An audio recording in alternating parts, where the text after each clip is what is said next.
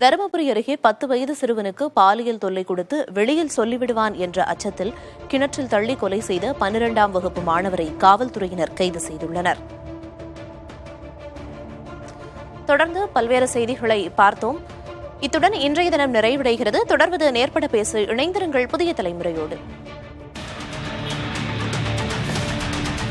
தருமபுரி மாவட்டத்தில் ஒரு தம்பதிக்கு பல ஆண்டுகள் கழித்து பிறந்த மகன்தான் இந்த 10 வயது சிறுவன். அரசு தொடக்க பள்ளியில் 5ஆம் வகுப்பு படித்து வந்தான்.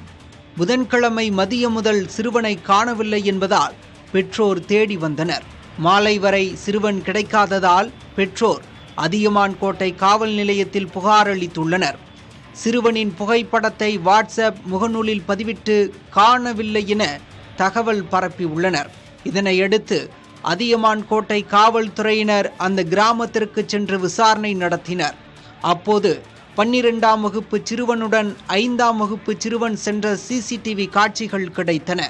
முதலில் இருவரும் ஒன்றாக செல்லும் காட்சிகளும் பின்னர் 12ஆம் வகுப்பு சிறுவன் மட்டும் தனியாக வரும் காட்சிகளும் சிசிடிவியில் பதிவாகியிருந்தது.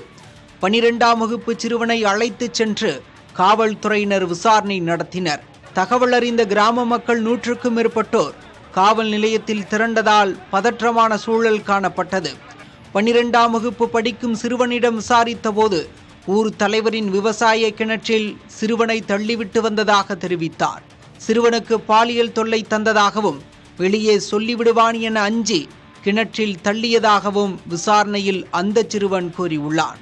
இதையடுத்து கிராம மக்கள் மற்றும் காவல் மற்றும் தீயணைப்பு வீரர்கள் உதவியுடன் விவசாய கிணற்றுக்கு சென்று இரவு 12 மணி அளவில் சிறுவனின் உடலை மீட்டு தருமபுரி அரசு மருத்துவக் கல்லூரி மருத்துவமனைக்கு உடற்கூறாய்வு பரிசோதனைக்காக அனுப்பி வைத்தனர்.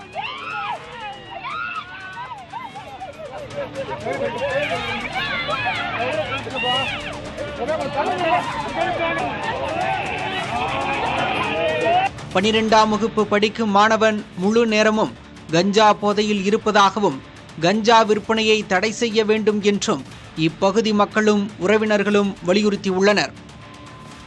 தயவு செஞ்சு அந்த பையனை கடுமையாக தண்டனை கொடுக்கணும். இன்னொரு நாளைக்கு இந்த பகுதியில் அந்த தண்டனை பார்த்து இன்னொரு பையன் அந்த மாதிரி தவறு செய்யக்கூடாது. அதே போல் அந்த பையன் நிறைய கஞ்சா யூஸ் பண்ணுறான்னு சொல்லியிருக்கிறாங்க. அதுவும் யூஸ் பண்ணிருக்கிறான்னு சொல்லியிருக்காங்க. தயவு செஞ்சு தமிழ்நாடு அரசு இது தயவு செஞ்சு இது பார்த்து இது தக்க நடவடிக்கை எடுக்கணும்.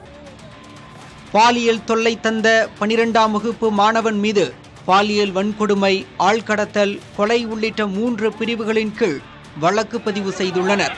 இந்த சிறுவன் மீது கடும் நடவடிக்கை எடுக்க கோரி உறவினர்கள் வாக்குவாதத்தில் ஈடுபட்டனர். காவல்துறையினர் பேச்சுவார்த்தைக்கு பின்பு இறந்த சிறுவனின் உடலை உறவினர்கள் பெற்றுக்கொண்டனர். புதிய தலைமுறைக்காக தருமபுரியிலிருந்து செய்தியாளர் விவேகானந்தன்.